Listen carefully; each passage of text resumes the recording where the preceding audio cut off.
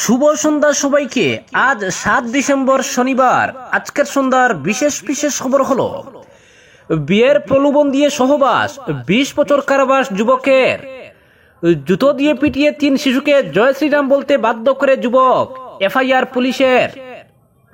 কাছাড় জেলার জাতীয় লোক আদালত আগামী 14 ডিসেম্বর।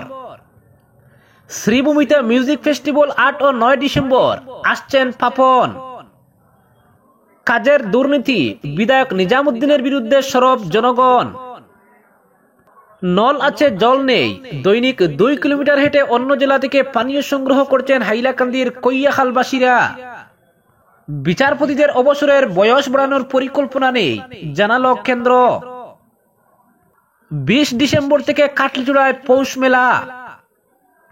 এবং সর্বশেষ খবরটি হলো কাছাড় সুগার মিলের পতিত ভূমিতে বিকল্প শিল্প প্রতিষ্ঠান চান স্থানীয়রা। এবারে শুনুন বিস্তারিত খবর। বিয়ের প্রলোভন দিয়ে নাবালিকা প্রেমিকার সঙ্গে যৌনাচারের মামলায় যুবককে 20 বছর কারাবাসের সাজা শোনালো কাছাড়ের স্পেশাল জজ অর্থাৎ পক্সোর নারায়ণকুড়ির আদালত। সাজাপ্রাপ্ত যুবক সুরজ রায় 23 বছর বয়সের উদারবন থানা এলাকার চণ্ডীঘাট 3য় খণ্ড গুঙ্গুরবন্দের বাসিন্দা। বছর 17 নাবালিকার সঙ্গে সুরজ যৌনাচার চালায় 2022 সালে। ওই নাবালিকার সঙ্গে তার প্রেমের সম্পর্ক ছিল, আর এই সম্পর্কের দৌলতে বিয়ের প্রতিশ্রুতি দিয়ে সে নাবালিকার সঙ্গে শারীরিক সম্পর্ক গড়ে তুলে।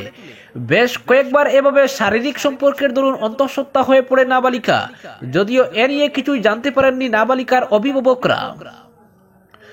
অন্তঃসত্ত্বা হওয়ার পর নাবালিকা একদিন অসুস্থতা বোধ করলে তাকে চিকিৎসার জন্য নিয়ে যাওয়া হয় চিকিৎসকের কাছে। সেটা 2022 সালের অক্টোবর মাসের ঘটনা। চিকিৎসক পরীক্ষা করে জানান নাবালিকা অন্তঃসত্ত্বা। তখন তাকে জিজ্ঞেস করলে সে সুরজের সঙ্গে বিয়ের প্রলোভন দিয়ে যৌনাচারের কথা খুলসা করে। এই অবস্থায় নাবালিকার অভিভাবকরা ব্যাপারটা জানান সুরজের অভিভাবক সহ অন্যান্য মাতব্বরদের। এ নিয়ে বসে বিচার সভা। যদিও বিচার সভায় সুরজ ওই নাবালিকার সঙ্গে তার সম্পর্ক ও যৌনাচারের অভিযোগ সম্পূর্ণ অস্বীকার করে। এতে নাবালিকার অভিভাবকরা থানায় দায়ের করেন এজাহার। এজাহারের ভিত্তিতে পুলিশ মামলা নথিভুক্ত করে তদন্ত চালায়। এদিকে এসবের মাঝে কয়েক মাস পর নাবালিকা জন্ম দেয় এক কন্যা সন্তানের, যদিও দিন 5 পর ওই সন্তানের মৃত্যু ঘটে। এদিকে পুলিশি তদন্ত প্রক্রিয়ার পর মামলা গড়ায় আদালতে।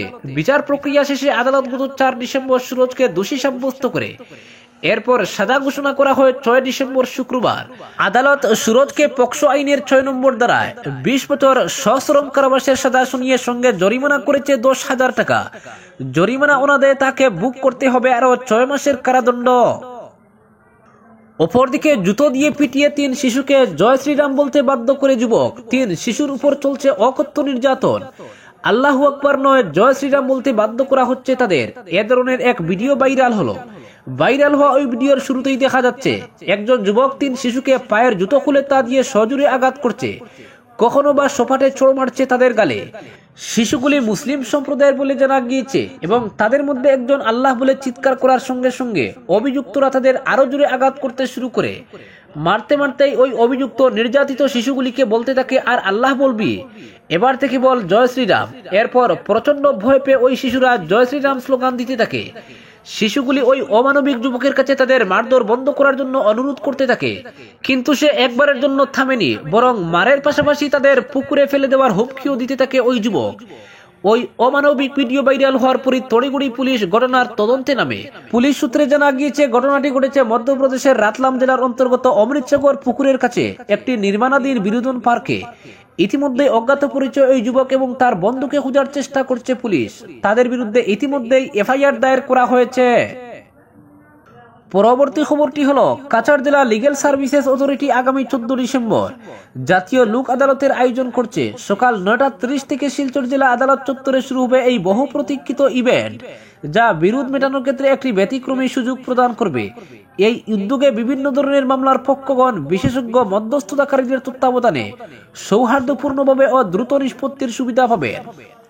লোক আদালতে যেসব মামলার নিষ্পত্তি হবে সেগুলোর মধ্যে আছে দেওয়ানি মামলা, বিশেষ বিদ্যুৎ মামলা, জিআর মামলা ও পিআরসি মামলা যা মীমাংসাযোগ্য, নেগোশিয়েবল ইনস্ট্রুমেন্টস অর্থাৎ এনআই অ্যাক্টের মামলা, মোটর ভেহিকল অ্যাক্ট মামলা, বৈবাহিক বিরোধ, মোটর অ্যাক্সিডেন্ট ক্লেমস ট্রাইব্যুনাল অর্থাৎ এমএসটি মামলা, এছাড়াও এপিডিসিএল, বিএসএনএল এবং বিভিন্ন ব্যাংকের সঙ্গে সম্পর্কিত পূর্ব মোল্লা বিষয়গুলো অন্তর্ভুক্ত থাকবে, যা একটি বিস্তৃত পরিসরের সমস্যার সমাধানের সুযোগ এনে দেবে। ডিএলএসএ কাছাড় যারা ইতিমধ্যেই সমন বা নোটিশ পেয়েছেন তাদের সক্রিয় অংশগ্রহণের আহ্বান জানিয়েছেন। মধ্যস্থতাকারীরা মনোনীত আদালত ও বুথে উপস্থিত থাকবেন যাতে প্রক্রিয়া স্বচ্ছ ও ন্যায্য হয়। এই উদ্যোগের লক্ষ্য ন্যায় বিচার সহজলভ্য এবং দ্রুত পৌঁছে দেওয়া, মামলা মকুবের মাধ্যমে বিচার ব্যবস্থার ভার লাঘব করা এবং সামাজিক সম্প্রীতি বৃদ্ধি করা। বিস্তারিত তথ্যের জন্য কাছাড় জেলার লিগ্যাল সার্ভিস অথরিটি শিলচরের সঙ্গে যোগাযোগ করার জন্য বলা হয়েছে। শিলচরের তথ্য ও জনসংযোগ বিভাগের আঞ্চলিক কার্যালয় থেকে এক প্রেস বিজ্ঞপ্তিতে এই খবর জানানো হয়েছে। পরবর্তী খবরটি হলো, শ্রীভূমি জেলায় দ্বিতীয়বারের মতো আয়োজিত হতে চলেছে শ্রীভূমি মিউজিক ফেস্টিভ্যাল। রবিবার ও সোমবার স্থানীয় নীলমণি স্কুলের খেলার মাঠে অনুষ্ঠিত হবে এই উৎসব। এ ব্যাপারে এক সাংবাদিক সম্মেলনে টিম করিমগঞ্জের সিইও ঋষিরাজ ভট্টাচার্য জানান, দ্বিতীয়বারের মতো এ ধরনের বড় মাপের অনুষ্ঠান হতে চলেছে শ্রীভূমিতে। সম্ভবত বরাক উপত্যকায় এত বড় ধরনের মিউজিক ফেস্টিভ্যাল আর হয়নি। একজাক শিল্পীকে নিয়ে এই উৎসব আয়োজিত হতে যাচ্ছে। 8 ডিসেম্বর সন্ধ্যা 5টায় উৎসব শুরু হবে। থাকবে 2টি মুক্ত মঞ্চ। এদিন 4টি ব্যান্ড সঙ্গীত পরিবেশন করবে, যার মধ্যে শ্রীভূমি শিলচর ছাড়াও কলকাতার লোকগানের ব্যান্ড ডিঙ্গা এবং বলিউডের একটি ব্যান্ড অনুষ্ঠান করবে। 9 ডিসেম্বর মূল আকর্ষণ অঙ্গরাগ মহন্ত ওরফে পাপন। এছাড়া একক সঙ্গীত, কবিতা এবং একক নাচের অনুষ্ঠান থাকবে। এছাড়া এখানে যে সাজসজ্জা হচ্ছে সেক্ষেত্রেও বেশ আধুনিকতা থাকবে। সর্বোপরি গুরুত্ব দেওয়া হবে নিরাপত্তার দিকে। পুলিশ প্রশাসন ছাড়াও সংস্থার নিজস্ব অনেক স্বেচ্ছাসেবক রাখা হবে। থাকবে সার্ভিল্যান্স ড্রোন, যার মাধ্যমে পুরো এলাকার নিরীক্ষণ করা হবে। গতবারের মিউজিক ফেস্টিভ্যালে কোনো প্রবেশ মূল্য রাখা হয়নি, কিন্তু এবারের বাজেট প্রায় 65 লক্ষ টাকার মতো। এজন্য টিকিটের ব্যবস্থা করা হয়েছে। একটি টিকিট দিয়ে 2 দিনের অনুষ্ঠান দেখা যাবে বলে জানিয়েছেন তিনি। এই উৎসবকে সফল করে তুলতে সবার সহযোগিতা ও উপস্থিতি কামনা করেছেন আয়োজকরা। পরবর্তী খবরটি হলো, কাজের দুর্নীতি, বিধায়ক নিজামুদ্দিনের বিরুদ্ধে সরব জনগণ। পূর্ত বিভাগ হায় হায়, বিধায়ক নিজামুদ্দিন চৌধুরী হায় হায়, বরাতপ্রাপ্ত ঠিকাদার সাদিক আহমেদ চৌধুরী হায় হায়, এইসব স্লোগানে আকাশ বাতাস মুখরিত করে তুলেন স্থানীয় জনগণ। সাংবাদিক ডেকে কাটিগড়া বিধানসভা কেন্দ্রের শ্রীপুর প্রথম খণ্ডের জনগণ এবং আলগাপুর বিধানসভা কেন্দ্রের কালীনগর তৃতীয় খণ্ডের জনগণ একত্রিত হয়ে বলেন, ছেলে সাদিক আহমেদ চৌধুরীর নামে লাইসেন্স বানিয়ে ঠিকাদারি চালিয়ে যাচ্ছেন আলগাপুরের বিধায়ক নিজামুদ্দিন চৌধুরী। আলগাপুরের বিধায়কের বিরুদ্ধে এমনই অভিযোগ তুললেন ক্ষুব্ধ জনগণ। কাটাখাল পুলিশ ফাঁড়ির পাশ থেকে কালীনগর সরোজিনী হাসপাতালের পাশ পর্যন্ত সিসি ব্লকের রাস্তার কাজে চলছে লাগামহীন দুর্নীতি। গত 2 ডিসেম্বর কাজ নিম্নমানের হচ্ছে বলে স্থানীয়রা একত্রিত হয়ে অভিযোগ করলেও আজ পর্যন্ত বিভাগীয় কোনো কর্মকর্তারা এ বিষয়ে কর্ণপাত করেননি বলে অভিযোগ করেন জনগণ। তারা বলেন, আজ পর্যন্ত বিভাগীয় কেউ এখানে কাজ পরিদর্শন করতে আসেননি। বিগত দিনে যেভাবে বালু এবং ব্লক ব্যবহার করা হয়েছিল একইভাবে এখন পর্যন্ত ব্যবহার করা হয়েছে বলে অভিযোগ করেন জনগণ। এমনকি বর্তমানে বিগত দিন থেকে আরো নিম্নমানের কাজ চালিয়ে যাচ্ছেন আলগাপুরের বিধায়ক নিজামুদ্দিন চৌধুরীর পুত্র বরাতপ্রাপ্ত ঠিকাদার সাদিক আহমেদ চৌধুরী। তারা বলেন, বরাতপ্রাপ্ত ঠিকাদার সাদিক আহমেদ চৌধুরী বাবার ক্ষমতা দেখিয়ে স্থানীয় জনগণকে বুড়ো আঙ্গুল দেখিয়ে নিজের মন মতো কাজ চালিয়ে যাচ্ছেন। এইসব কাজ মেনে নিতে নারাজ স্থানীয় জনগণ। তারা যদি শীঘ্রই এই বিষয়ে বিহিত ব্যবস্থা গ্রহণ না করেন তাহলে বৃহত্তর আন্দোলন গড়ে তুলবেন গণতান্ত্রিক পদ্ধতিতে। পরবর্তী খবর কি হলো, নল আছে জল নেই। দৈনিক 2 কিলোমিটার হেঁটে অন্য জেলা থেকে পানীয় সংগ্রহ করছেন হাইলাকান্দির কৈয়াখালবাসীরা। থাকেন এক জেলাতে, জল সংগ্রহ করেন অন্য জেলা থেকে। আজব এ ঘটনা হাইলাকান্দির সীমান্ত গ্রাম কৈয়াখালের। সরসপুর জীবের অন্তর্গত এই গ্রামের পাশেই রয়েছে শ্রীভূমি জেলার রাখাল বস্তি। রাখাল বস্তিতে জল জীবন মিশনের অধীনে গ্রামবাসীদের জন্য বিশুদ্ধ পানীয় জলের ব্যবস্থা থাকলেও এই সৌভাগ্যটি কৈয়াখালের বাসিন্দাদের জুটেনি। তাদের এখানে জল জীবন মিশনের শতাধিক নল থাকলেও জল নেই।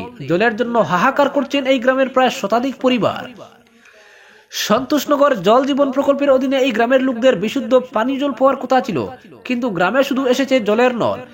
গ্রামবাসীরা জানান, জল জীবন মিশনের অধীনে তাদের গ্রাম কাগজপত্রে অন্তর্ভুক্ত হলেও তারা বর্তমান সময়ে বিরাটভাবে ক্ষতিগ্রস্ত হচ্ছেন। প্রকল্প থেকে একদিনও জল তারা পাননি। তাছাড়া গ্রামটির নাম জল জীবন মিশনে অন্তর্ভুক্ত হয়। এখন তারা গ্রাম উন্নয়ন বিভাগের মাধ্যমে বিকল্প হিসেবে রিং কুয়া বা টিউবওয়েলও পাচ্ছেন না। অতএব প্রায় 2 কিলোমিটার পায়ে হেঁটে পার্শ্ববর্তী জেলা শ্রীভূমির রাখাল বস্তি থেকে জল সংগ্রহ করতে হচ্ছে গ্রামের মহিলাদের। মহিলারা জানান, প্রধানমন্ত্রী নরেন্দ্র মোদীর ঘরে ঘরে বিশুদ্ধ পানীয় জল আসার প্রতিশ্রুতি ছিল, কিন্তু জল জীবন মিশনের অধীনে তারা শুধু কয়েকটি নল পেয়েছেন। জল তাদের ভাগ্যে জুটেনি। শুকনো মরশুমে তাদের জলের আকার আরো বৃদ্ধি পায়। রাহাল বস্তির একটি জল জীবন প্রকল্প থেকে তারা জল সংগ্রহ করে বর্তমানে জল নির্বাহ করছেন। আজ তারা এ বিষয়ে প্রতিবাদ জানিয়ে জেলাশাসক নিসর্গ হিবারে গৌতমের দৃষ্টি আকর্ষণ করেছেন। জল জীবন প্রকল্প সম্পূর্ণ ব্যর্থ হওয়ার পর গ্রামবাসীরা তাদের বিকল্প উপায়ে বিশুদ্ধ জল প্রদানের দাবি জানিয়েছেন। পরবর্তী খবরটি হলো, সুপ্রিম কোর্ট বা হাইকোর্টের বিচারপতিদের অবসরের বয়স বাড়ানোর কোনো প্রস্তাব বর্তমানে নেই, জানিয়ে দিয়েছে কেন্দ্রীয় সরকার। এ বিষয়ে রাজ্যসভায় এক প্রশ্নের জবাবে কেন্দ্রীয় আইনমন্ত্রী অর্জুন রাম মেঘওয়াল জানিয়েছেন, বিচারপতিদের অবসরের পর অন্যান্য পদে নিয়োগের বিষয়ে কোনো পরিকল্পনা নেই এবং সংবিধানে বিচারপতিদের কুলিং অফ পিরিয়ডের উল্লেখ নেই। রাজ্যসভায় আপ সাংসদ রাঘব চাড্ডা সরকারকে প্রশ্ন করেন, কেন অবসরের পর বিচারপতিদের বিভিন্ন গুরুত্বপূর্ণ পদে নিয়োগ দেওয়া হচ্ছে, যেমন রাজ্যসভায় পাঠানো বা রাজ্যপাল হিসেবে নিয়োগ। তিনি অভিযোগ করেন, এর ফলে বিচারপতিদের পূর্ববর্তী রায়গুলো প্রভাবিত হতে পারে এবং অবসর নেওয়ার পর নতুন পদে মনোনীত হওয়ার আকাঙ্ক্ষা তাদের আইনি কাজের উপর প্রভাব ফেলতে পারে। এর উত্তরে কেন্দ্রীয় আইনমন্ত্রী মেঘওয়াল বলেন, এ ধরনের পদে নিয়োগ দেওয়া অবসরপ্রাপ্ত বিচারপতিদের জন্য একটি প্রয়োজনীয় প্রক্রিয়া, তবে বিচারপতিদের অবসরের বয়স বাড়ানোর কোনো পরিকল্পনা কেন্দ্রের কাছে নেই। সরকারের কাছে এই বিষয়ে কোনো প্রস্তাবও আসেনি। পরবর্তী খবরটি হলো, কাছাড় সুগার মিলের পতিত ভূমিতে বিকল্প শিল্প প্রতিষ্ঠান চান স্থানীয়রা। জননেতা মইনুল হক চৌধুরীর অন্যতম অবদান কাছাড় সুগার মিল। আজ যার অস্তিত্বটুকু আর বেঁচে নেই। কোন ধরনের বিকল্প শিল্প প্রতিষ্ঠানের উদ্যোগ না নিয়ে সুগার মিলের অস্তিত্ব মিটিয়ে দেওয়ায় দুঃখ প্রকাশ করেন প্রবীণ বিশিষ্টরা। স্থানীয় প্রবীণদের কাছ থেকে জানা যায়, বর্তমানে বন্ধ হওয়া কাছাড় সুগার মিল স্থাপিত হয় 1976-77 সালে। তদানীন্তন কেন্দ্রীয় মন্ত্রী তথা আধুনিক পোড়াকের রূপকার মইনুল হক চৌধুরীর প্রস্তাবে স্থাপিত হয় শিল্প প্রতিষ্ঠানটি, যার ট্রায়াল রান ছিল প্রতিদিনে 1976 থেকে 1250 টিসিডি টন। আইএসজিইসি যমুনানগর হরিয়ানা দ্বারা ইনস্টল করা একটি দ্বিগুণ সালফিটেশন প্ল্যান্ট, যা প্রাথমিক প্রকল্প নির্মাণে তদানীন্তন 700 কোটি টাকা খরচ হয়েছিল। সুগার মিলটি চালু হওয়ার পর 1982-83 সালে এটি দেশের অন্যতম চিনি উৎপাদনকারী শিল্প প্রতিষ্ঠানের রূপ নেয়। প্রতিদিন গড়ে 48,000 কুইন্টাল চিনি উৎপাদন করত কাছাড় সুগার মিল। শুরুতে খুবই ভালোভাবে চললেও বেশি দিন টিকে থাকতে পারেনি। কিছু দালাল চক্রের খপ্পরে পড়ে সুগার মিলটি ক্রমে ক্রমে উৎপাদন ক্ষমতা হারিয়ে ফেলে। শেষ পর্যন্ত একদিন বিলীন হয়ে যায় সুগার মিলের অস্তিত্ব। সুগার মিল ধ্বংসের মূলে ছিল একটি দালাল চক্র, যারা কুঠারাঘাত করেছিল সুগার মিলের মূলে, যেমন সর্ষের মধ্যে বুট। সুগার মিলের কিছু কর্মচারীকে হাত করে ভেতরে বাইরে শক্তিশালী নেটওয়ার্ক তৈরি করে দালাল চক্রটি শাখের কোরাতের মতো তারা দুদিক থেকে নিজেদের স্বার্থ আদায় করে নিত। মূলত কুশিয়ার চাষ হতো প্রত্যন্ত পার্বত্য এলাকায়। সুগার মিল থেকে কুশিয়ার ক্ষেত দূরে থাকায় এই সুযোগকে কাজে লাগায় দালাল চক্রটি। চাষিরা উৎকুচ দিলে তারা তাদের কুশিয়ার উপযোগী বলে পছন্দ করত। যারা উৎকুচ দিতে সম্মত হতো না, তাদের কুশিয়ার রিজেক্ট করে দিত ওই দালালরা। এভাবে এলাকায় শত শত বিঘা জমিতে কুশিয়ার থাকা সত্ত্বেও কুশিয়ারা পাওয়া যাচ্ছে না বলে মিল কর্তৃপক্ষকে তারাই জানিয়ে দিত, যাতে মিল কর্তৃপক্ষ অতিরিক্ত মূল্যে কুশিয়ারা ক্রয় করে। এই অতিরিক্ত মূল্য দালালরা তাদের পকেটেই পুরে নিত। অন্যদিকে কৃষকদের থেকে স্বল্প মূল্যে কুশিয়ার ক্রয় করে অতিরিক্ত মূল্যে সুগার মিলে বিক্রি করত। উপরন্তু যেসব কৃষক উৎকুচ দিতেন, কেবল তাদেরই কুশিয়ার সুগার মিলের জন্য নির্বাচন করতেন ওই দালালরা। উৎকুচ না দিলে কুশিয়ার রিজেক্ট করা হতো। গ্রামের খেটে খাওয়া কৃষকরা প্রতিবাদ করলে কোনো লাভ হতো না, কারণ ছড়িয়ে ছিটিয়ে থাকা দালালদের জন্য কৃষকদের এই প্রতিবাদ সুগার মিল কর্তৃপক্ষের কানে পৌঁছানোর কোনো সুযোগই ছিল না। এছাড়া একটি লোড গাড়িকে 3-4 বার ওজন দেওয়া হতো, ফলে সুগার মিলের আয় থেকে লোকসান বেড়ে যেতে থাকে। এজন্য কর্তৃপক্ষ সুগার মিলটি শেষ পর্যন্ত বন্ধ করে দেওয়ার সিদ্ধান্ত নেয়। একথা শুনে হাহাকার শুরু হয়ে যায় কৃষক মহলে। পুনর্বিবেচনার জন্য অনেক আন্দোলন চালানো হয়। সুগার মিলের ভবিষ্যৎ ব্যাপারে ঊর্ধ্বতন কর্তৃপক্ষের বৈঠক বসে। সে বৈঠকে দক্ষিণ করিমগঞ্জের বিধায়ক আব্দুল মুক্তাদির চৌধুরী, সুগার মিলের চেয়ারম্যান হিসেবে বদরপুরের বিধায়ক প্রয়াত মাওলানা আব্দুল জলিল চৌধুরীর নাম প্রস্তাব করেন। উল্লেখ্য, দুহালিয়া পাহাড়ের পার্শ্ববর্তী এলাকায় মাওলানা আব্দুল জলিল চৌধুরীর বিরাট প্রভাব। এ অঞ্চলে ছড়িয়ে ছিটিয়ে থাকা অগণিত শিষ্য নিজেদের পরিচিত মহলের কৃষকদের কুশিয়ার চাষে আগ্রহী করে তুলে। যথারীতি মাওলানা জলিল কাছাড় সুগার মিলের চেয়ারম্যান হিসেবে মনোনীত হয়ে কাজ চালিয়ে যান।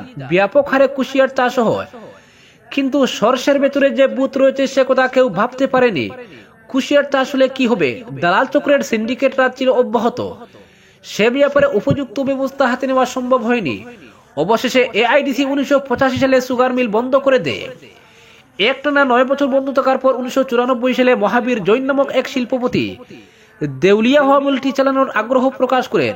এআইডিসি কর্তৃপক্ষ শিল্পপতি মহাবীর জৈনের হাতে হস্তান্তরিত করে এমবি জৈন কাচাড় সুগার মিলের পরিবর্তে আরিহান্স সুগার লিমিটেড নামকরণ করে মিলটি চালু করেন। কিছুদিন পর রহস্যজনকভাবে মহাবীর জৈন সুগার মিল চালাতে অনীহা প্রকাশ করেন। 14 জুন 1999 সালে আবারও এআইডিসির হাতে ফিরে আসে। প্রায় 20 বছর বন্ধ থাকার পর 2019 সালের মার্চ মাসে কাচাড় সুগার মিলের যন্ত্রপাতি বেসরকারি সংস্থার হাতে বিক্রি করে দেওয়া হয়।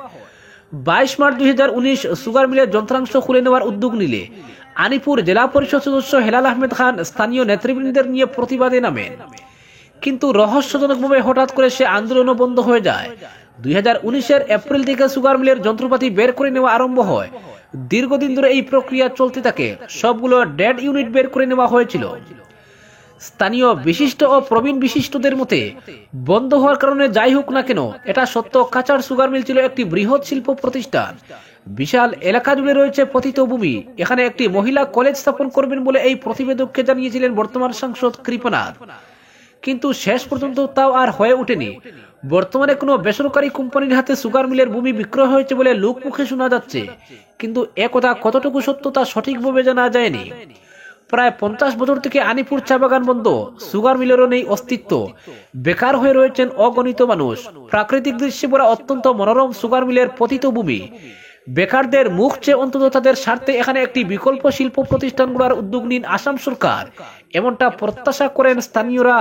আজকের বিশেষ সংবাদ এখানেই সমাপ্ত।